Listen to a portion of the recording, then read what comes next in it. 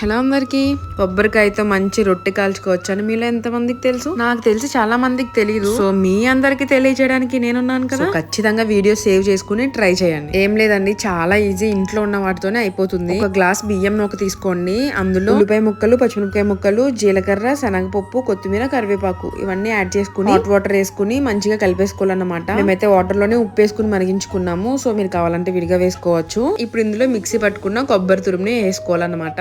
So ఇది కూడా వేసుకున్నాక నీట్ గా కలిపేసుకుని ఒక 1 అవర్ పాటు ఇది పక్కన పెట్టేసుకోండి. రొట్టె కాయడానికి కొంచెం టైం పడుతుందండి. ఆ తర్వాత పెనంలో ఆయిల్ వేసుకుని రొట్టెలా కాల్చుకోవాలి. దీన్ని ఖచ్చితంగా లో ఫ్లేమ్ లోనే ఉడికించుకోవాలండి. దీన్ని మీరు త్వరగా అయిపోతుంది కదా అని హై ఫ్లేమ్ పెట్టారంటే ఇంకంతే. సిమ్ లోనే పెట్టి దోరగా ఉడికించుకోవాలండి. అసలు ఈ రొట్టె అయితే టీ కాంబినేషన్ తో అద్దిరిపోతుంది. ప్రాసెస్ అయితే చాలా ఈజీగా ఉంది కదండి. సో ఖచ్చితంగా ట్రై చేయండి. మీకు ఎలా వచ్చిందో నాకు కామెంట్ చేయండి.